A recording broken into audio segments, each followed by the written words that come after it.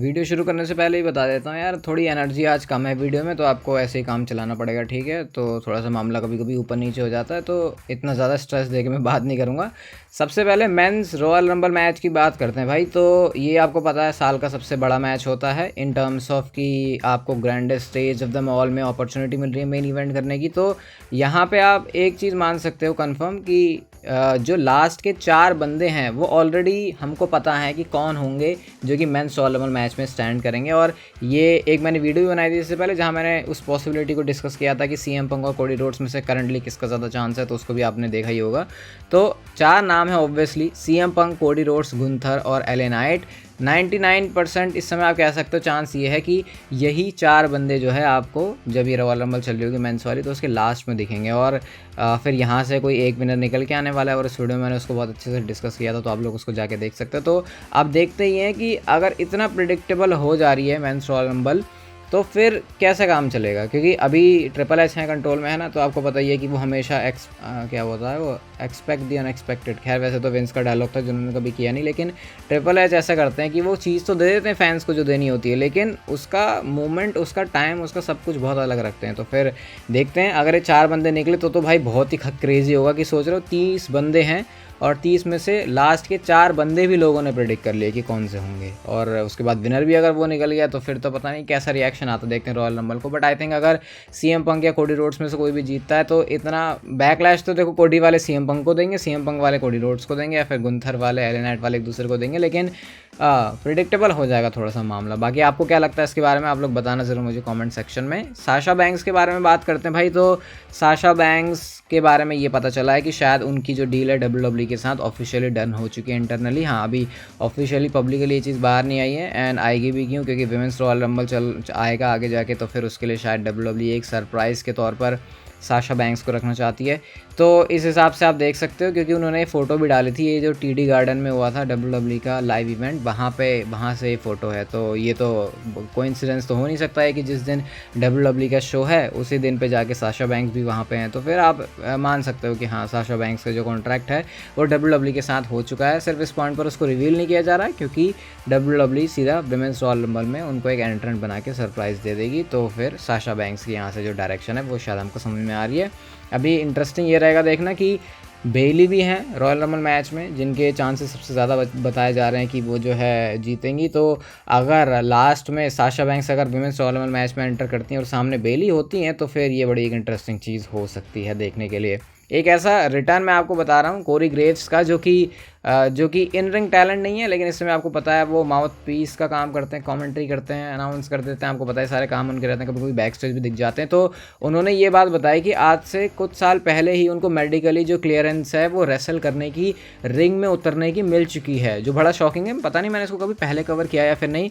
और उन्होंने ये भी बोला कि वो इंटरेस्टेड भी होंगे कि उनको जो है एक मैच भी मिले, लेकिन ये मैच ऐसा नहीं कि वो भाई बिल्कुल फुल टाइमर की तरह आ गए। उन्होंने ये बोला कि जैसे पैट मैकफे का रेसलिंग स्टाइल होता है, जैसे वो काफ़ी आपको पता ही है इतना ज़्यादा वो कम्पीट नहीं करते, तो उस टाइप का जो स्टाइल है वो शायद कोरी ग्रेव्स अपना रख सकते हैं अगर वो अपने रिंग में डब्ल्यूडब्ल्यूई रिंग में वापसी कर रहे हैं। तो बहुत सारे लोग तो ऐसे भी होंगे जिनको पता भी नहीं होगा कि हाँ कोरी ग्रेव्स लड़ता भी था, लेकिन वो कोरी ग्रेव्स के वो एनएक्सटी के ही ज़्यादा मूवमेंट्स मुझे तो याद आते हैं जब वो एनएक्सटी के अंदर थे, और है ना वहाँ पे उनका बिल्कुल ऐसा बिल्कुल सीरियस वे में रहते थे वो। लेकिन उसके बाद जो ऑब्वियसली उनको काफ़ी सीरियस प्रॉब्लम्स हुई, उसकी वजह से फिर उनका जो करियर है वो भी ऐसा लगा कि ख़त्म ही हो गया, फिर उन्होंने वो ट्रांजिशन ही मार लिया था। तो अभी वो ऐसा कह रहे हैं, तो देखते हैं आगे जाके जो सीन है वो कैसे चलता है। ड्रू मैकिंटायर की बात करते हैं भाई। तो ड्रू मैकिंटायर तो भाई कुछ अलग ही कर रहे हैं, कमाल ही कर रहे हैं। अपने टिकटॉक के ऊपर उन्होंने वीडियो डाली, जो कि ऑब्वियसली हमको तो ट्विटर से ही पता चल रही है। तो यहाँ पे वो बताते हैं कि जो क्रिसमस आया चला गया मैडिसन स्क्वायर गार्डन का उन्होंने मेन इवेंट किया, और जो है सबसे ज़्यादा पैसे कमाने वाला बना, अपने आप को भी थोड़ा बहुत क्रेडिट देते हैं। वो सीएम पंक की बात करते हैं, सीएम पंक के ऊपर उन्होंने एक शॉट भी ले लिया, कौन सा वाला कि भाई ये बंदा तो अपनी जो चड्डी है वही सही से पहन के नहीं आया, तो ऐसे करके उन्होंने बोला। और साथ में उन्होंने ये भी बोला भाई कि उनका नए साल का जो रेजोल्यूशन है वो ये है कि वो डे 1 के अंदर सेथ रॉलिंस के पास से चैंपियनशिप लेंगे। तो काफ़ी कॉन्फिडेंट हैं वो इस चीज़ को लेकर, और वो कहते हैं कि अगर वो ये नहीं करते तो पता नहीं फिर ये कहाँ जा रही है उनकी डायरेक्शन। ऐसा वैसे ड्रू मैकिंटायर ने पहले भी बोला हुआ है। तो सेथ रॉलिंस अगर वर्ल्ड हेवीवेट चैंपियनशिप के साथ रेसलमेनिया में एंटर कर रहे हैं तो फिर शायद इस चीज़ की होने की पॉसिबिलिटी थोड़ी सी कम हो सकती हैं। बाकी अगर आपकी कोई है इसके बारे में प्रेडिक्शन तो आप लोगों को मुझे ज़रूर बता सकते हो कमेंट सेक्शन में। पिछले 2-3 दिनों से आपको पता है गोल्डबर्ग के बारे में बात चल रही है, तो गोल्डबर्ग के बारे में हमको ये चीज़ पता चली है कि WWE के साथ वो किसी भी तरीके की कोई भी टॉक्स में नहीं है उनके रिटर्न के लिए, उनके रिटायरमेंट के लिए, और इस मोमेंट पर WWE इंटरेस्टेड भी नहीं है उनके अंदर। ये शायद मैं अपनी किसी एक वीडियो में तो बोला था कि विंस मैकमैन की वजह से ही गोल्डबर्ग जो इतनी बार आ रहे थे, अब जब ट्रिपल एच की बुकिंग हुई तो शायद जो मामला है वो बहुत चेंज हो सकता है, और वो चेंज यहाँ पे दिख भी रहा है, क्योंकि अगर विंस मैकमैन होते तो शायद जो प्रॉमिस है वो भी हो जाता पूरा, क्योंकि गोल्डबर्ग उस प्रॉमिस के पूरे होने की बात कर रहे हैं कि रिटायरमेंट मैच मुझे नहीं मिला, जो बंदा ही अब कंट्रोल में नहीं है वहाँ पे, तो ये भी थोड़ी सी दिक्कत वाली बात है। तो देखते हैं कैसे चलता है सीन, लेकिन अब शायद मुझे लगता है ट्रिपल एच की एज के हैं खुद गोल्डबर्ग, है ना, उनसे ज़्यादा ही आई थिंक, तो फिर ट्रिपल एच खुद भी एक ऐसा डाइजेस्ट करेंगे, भाई मेरे से बड़ा साल का यार, ये क्या लड़ेगा, इससे बड़ा तो हम कोई और चीज़ कर लेते हैं। वैसे आइवार ने ज़रूर ट्विटर पर एक ट्वीट किया जहाँ पर वो लिखते हैं गोल्डबर्ग को टैग करते हुए कि अगर तुमको रिटायरमेंट मैच चाहिए तो फिर भाई तुम मेरे साथ कर सकते हो। अब आइवार पता नहीं है मांग रहे हैं या फिर बोल रहे हैं गोल्डबर्ग चल मैं तुझे मैच देता हूँ, मुझे नहीं पता, क्योंकि अगर गोल्डबर्ग को पता भी चलेगा कि आइवार उनको मैच ऑफर कर रहे हैं तो गोल्डबर्ग तो उसको एक्सेप्ट करेंगे नहीं यहाँ पे कहीं से भी, क्योंकि उनको तो भाई उनके जो अरमान है वो तो स्टिंग जैसे लेवल के हैं। तो देखते हैं अभी गोल्डबर्ग के साथ क्या होता है। बाकी कल वाली वीडियो में तो मैंने आपको बताया था कि जो न्यू क्या है वो रेवोल्यूशन जो है AEW का, वहाँ पे स्टिंग का रिटायरमेंट मैच होगा, कैसे होगा क्या होगा अभी कोई मैच वैच डिसाइड नहीं हुआ, बस बताया है उन्होंने। तो देखते हैं वहाँ की तरफ अगर गोल्डबर्ग के जो कदम है अगर वो बढ़ते हैं या फिर नहीं।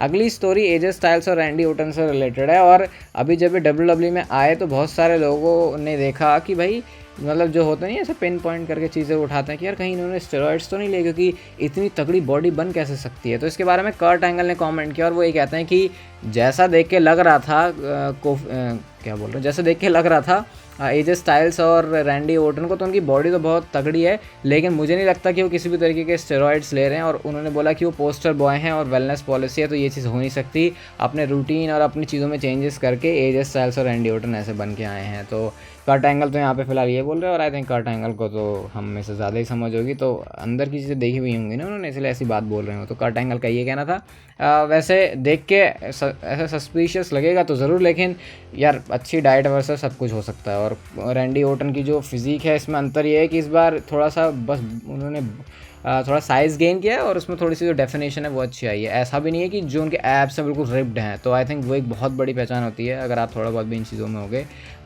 ये देखने के लिए कि किसी बंदे ने कुछ यूज़ किया है फिर नहीं। बाकी AJ स्टाइल्स तो मैं ये बोलूँगा वो पहले इतना इंटरेस्टेड नहीं थे शायद अपनी बॉडी को अच्छा दिखाने में, इस बार दिखाने में हुए और वो फिर ये काम करके आ गए। आज की next final story Roman Reigns से रिलेटेड है, और बहुत सारे दुखी रोमन रेंज के फैंस भी हैं ट्राइबल चीफ के एरा में, क्योंकि तब से रोमन रेंज ने चीटिंग करना शुरू कर दिया है, वो बैड गाय बन चुके हैं। तो गाइस अगर रेसलमेनिया 40 में रोमन रेंज के पास से चैंपियनशिप जा रही है तो फिर शायद आपको वो चीज़ दिखेगी जिसका आप लोग वेट कर रहे हो, और वो है रोमन रेंज का फेस टर्न। सिंपल सा लॉजिक है यहाँ पे, आपको पता ही है कि रोमन रेंज हारेंगे तो फिर उनका सब कुछ उनसे लुट गया, तो फिर जो सबसे बढ़िया डायरेक्शन होगी रोमन रेंज के लिए वो होगी उनको फेस टर्न करवाना। और इवेंचुअली मैंने अपनी आपको वीडियोस में काफ़ी बार बताया हुआ है कि इस हील टर्न के बाद जो ट्राइबल चीफ के एरा में रोमन रेंज का चला है, एंड में जाके WWE उनको फेस ही बनाएगी, क्योंकि फेस रह के ही WWE हमेशा इस तरीके से अप्रोच करती है, ये स्ट्रैटेजी रखती है कि जो बंदा फेस है वही हमारी कंपनी का फेस है, समझ रहे हो।